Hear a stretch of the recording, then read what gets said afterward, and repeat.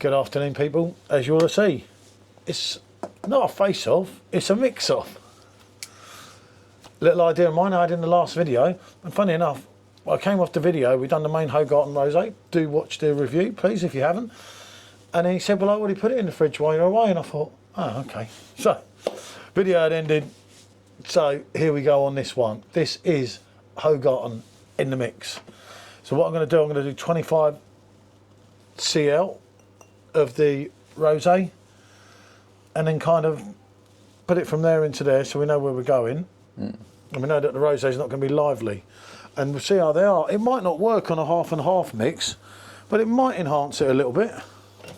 So this should be quite easy to, yeah, look, it's pouring well. Well, obviously, as I say, we've done the Hoegaarden rosé review and Sean has been sampling them. Do you know what? Not as bad as what we say. So there is your rosé. I'm going to pour that into here. Hopefully not too lively from this, but we can give on that. There you go. It's not too bad.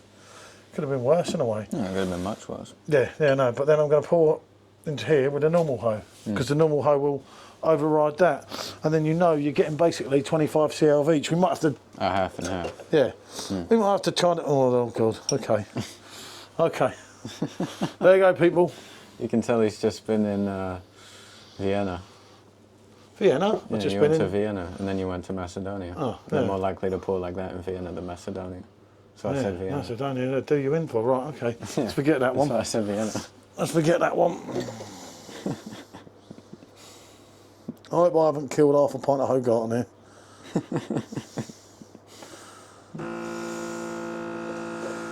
So, It's looking very colour dominated by the rosé.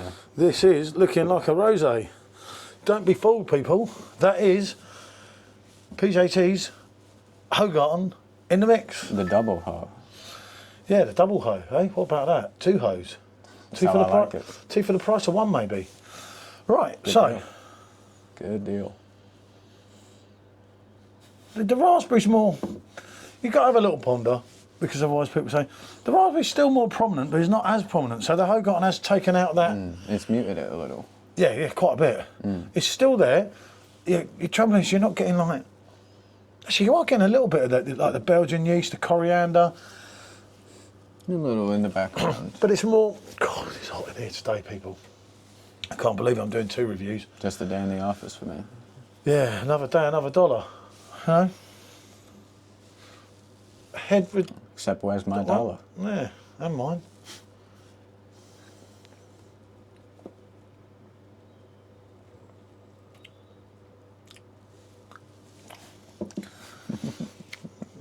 I always try and watch his reactions, but he's very good at keeping a poker face. I learnt off Special M. I learned from Lady Gaga. Oh yeah, I taught her everything she knows. What are we saying? I don't know, it's just not doing it for me. I like it. I don't know, it's the aftertaste. What it's done, now the Hoegaarden obviously being 4.9, the standard hoe to the 3%, you've totally ripped the prominent raspberry out of it that you're still smelling, which shows you. And you still do get a bit of the taste. You do get a bit of the taste, but the predominant sweetness that is way too much. Yeah, the sickliness. Is out of it. Now that's on a 50-50. Now I'm telling you what I think will work perfectly, because you're still not getting that proper balance with that, because that's an in-between. You know, like someone that's on the turn, you know? You get them. But like the wife. Well, yeah, exactly, you know. But one of these things, it's neither here nor there, Yeah. if that makes sense. So the idea of this one was, which I was going to do anyway, we had that little bit left over. I reckon if you were to go more of a 60 to a 65 of your standard Hoegaarden. Is this the aftertaste on that massive one? I like it. It's got a nice buzz at the end of it, but this could now make it prominently a wheat beer. So, because you've got to be talking about that bit, about 60, 62 and a half. As you can you're still getting that red, that raspberry, more looks like a peachy type of glow, doesn't it, on it now? You still have a little glow in the head, and a thick head with the tinge of the raspberry. It's looking somewhat decent, there, isn't it? It certainly looks interesting. The raspberry is really now going in the background. Now you're starting to get a bit of coriander, a bit of cloves. It's more like you're drinking up a wheat beer now.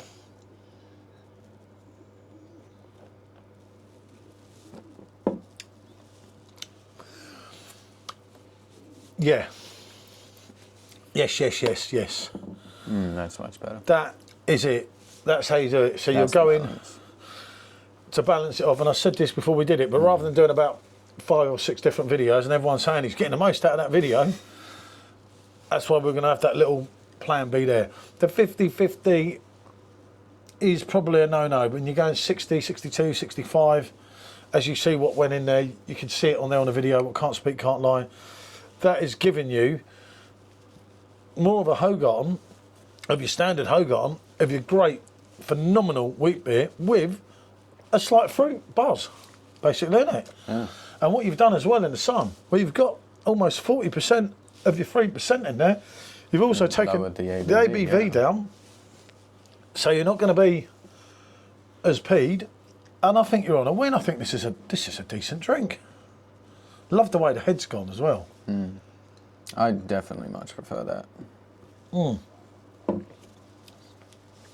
And you still have that sweetness though, even on the end there. Obviously, as you're drinking through it and it's mixing and everything, you're going to get some different tastes. Obviously, next time I'll do it straight in, I reckon, with the main Hoegaarden, because there's the prominent one on the bottom, and then you top it up with that. And I think that'll work. I think that's decent. Yeah. So if you're stuck with one of them and you don't know what to do with it, and you've got a keg of Hoegaarden, you know, do your own. You know, you might want to go 70, 75, 25, but I think how we've done that there, it's kind of worked. And it's not just worked okay, that's worked well, that's decent, I could drink that. Yeah, like if they sold this as a separate product, would you buy it? Yeah. Yeah, so you'd have Like about... I would, yeah. So you'd have about a 4.2% fruit Hoegaarden. Yeah, I'd buy that. I'd buy it. Yeah. I think with that one, probably the orange The orange might be good there. might help you. I don't know, you know. You can read too much into the orange. It's either your thing or not. You know, there's a reason they have the orange with Blue Moon all the time. I believe it works. Some people say, no, it don't work. It's in your head. I don't believe it is, personally, but no, that's decent. You know, I didn't mind the rosé on it. So to say, do check back on that review. We've gone into as much depth as you can with a beer that's, you know, it's like Bazza, isn't it? Lights are on, no one's in. One of them things.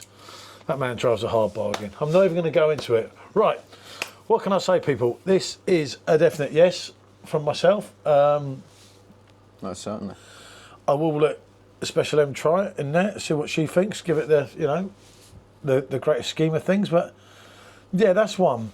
You could session that as well. Yeah, I feel like You could really go on and really... Especially on a day like this. Yeah, yeah, definitely. The heat is out, the sun's out, obviously, as you can see. And the buns are not out. Yeah, exactly. It's he who dares wins. He who hesitates, don't. Bonjour.